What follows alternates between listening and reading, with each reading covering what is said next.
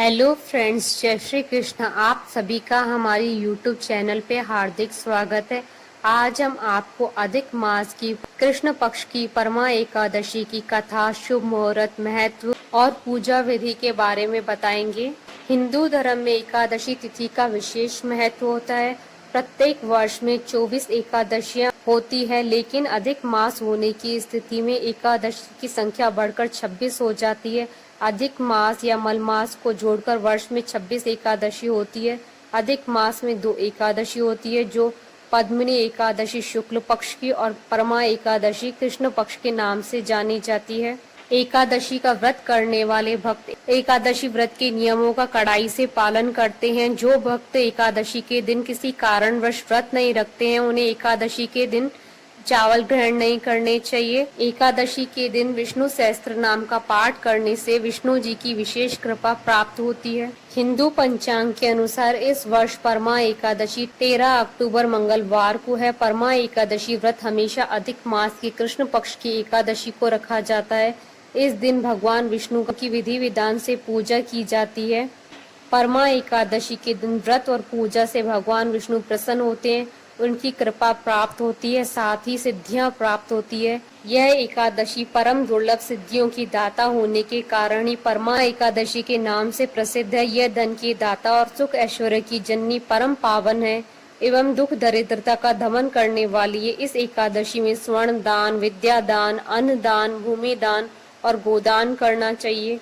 शुभ मुहूर्त। अधिक मास के कृष्ण पक्ष की एकादशी तिथि का प्रारंभ 12 अक्टूबर को दिन सोमवार को शाम 4:38 पर हो रहा है, जो 13 अक्टूबर को दोपहर 2:35 तक है। एकादशी में उदया तिथि मान्य होती है। ऐसे में आप 13 अक्टूबर को ही परमा एकादशी का व्रत रखें।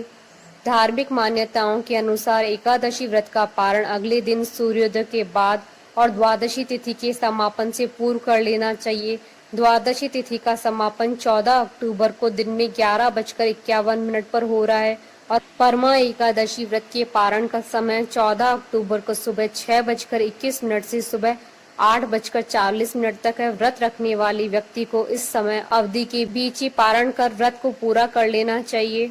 परमा एकादशी व्रत की पूजा विधि।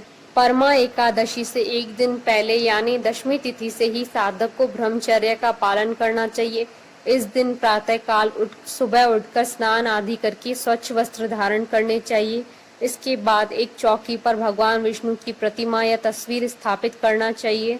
भगवान विष्णु की मूर्ति को स्थापित करने के बाद उन्हें वस्त्र, फल, फूल, नैवेद्य और तुलसी आदि अर्पित करनी चाहिए। इसके बाद विधिवत भगवान विष्णु की पूजा करनी चाहिए और परमा एकादशी की कथा पढ़नी या सुननी चाहिए। कथा सुनने के बाद भगवान विष्णु की धूप व दीप से आरती उतारे, उन्हें मिठाई का भोग लगाएं।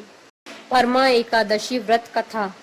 धर्मराज युधिष्ठिर बोले, हे जनार्दन, अधिक मास के कृष्ण पक्ष की एकादशी का क्या नाम है और उसकी क्या विधि है?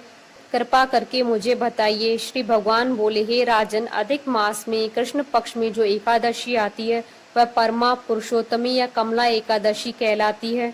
भगवान श्री कृष्ण ने कहा, कांपिल्य नगरी में सुमेधा नामक एक ब्राह्मण अपनी पत्नी के साथ निवास करता था। ब्राह्मण बहुत धर्मात्मा था और उसकी पत्नी पतिव्रता स्त्री थी। यह परिवार बहुत ही सेवा भावी था। दोनों स्वयं भूखे रह जाते परंतु अतिथियों की सेवा हृदय से करते।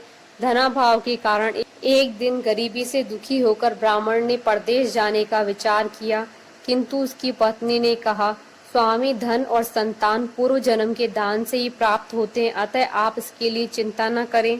पत्नी की बात ब्राह्मण को जच गई। उसने परदेश जाने का विचार त्याग दिया। एक दिन संयोगवश कौंडिल्य ऋषि उधर से गुजर रहे थे, जो ब्राह्मण के घर पधारे। ऋषि कौंडिल्य को अपने घर पाकर दोनों अति प्रसन्न हुए। उन्होंने ऋषि की खूब सेवा की। उनका सेवा भाव देखकर ऋषि काफी खुश हुए और पति पत्नी द्वारा गरीबी दूर करने का प्रश्न पूछने पर ऋषि ने उन्हें मलमास के कृष्ण पक्ष में आने वाली परमा एकादशी करने की प्रेरणा दी। व्रती को एकादशी के दिन स्नान करके भगवान विष्णु के समक्ष बैठकर हाथ में जल व फूल लेकर संकल्प करना चाहिए। इसके पश्चात भगवान की पूजा करनी चाहिए। इसके बाद ब्राह्मण को भोजन करवाकर दान दक्षिणा देकर विदा करने के पश्चात व्रती को स्वयं भोजन करना चाहिए।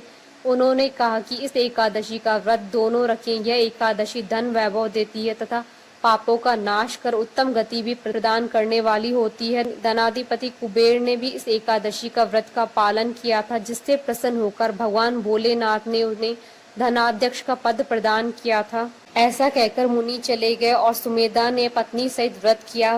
प्रातः काल एक राजकुमार घोड़े पर चढ़कर आया और सुमेधा को सर्व साधन संपन्न, सर्व सुख समृद्ध कर एक अच्छा घर रहने को दिया। उसके बाद उसके समस्त दुख दर्द दूर हो गए और पृथ्वी पर काफी वर्षों तक सुख भोगने के पश्चात वे पति पत्नी श्री विष्णु के उत्तम लोक को प्रस्थान कर गए। अतः हे नारद, जो भी कोई मनुष्य विधि पूर्वक इस व्रत को करेगा, भगवान विष्णु निश्चित ही उनका कल्याण करते हैं। बोलिए भगवान विष्णु की जय, सनातन धर्म की जय। आशा करती हूँ कि आपको परमा एकादशी की कथा, पूजा विधि, महत्व और शुभ मुहूर्त का ये वीडियो पसंद आया होगा। तो आप इस वीडियो को अधिक से अधिक लाइक और शेयर कीजिएगा ताकि सभी भक्तों को इस वीडियो का लाभ प्राप्त हो सके। आप हमारे चैनल को सब्सक्राइब जरूर कीजिएगा अगर अब तक नहीं किया है तो, ताकि आप और हम कनेक्टेड रहें। जय श्री कृष्ण।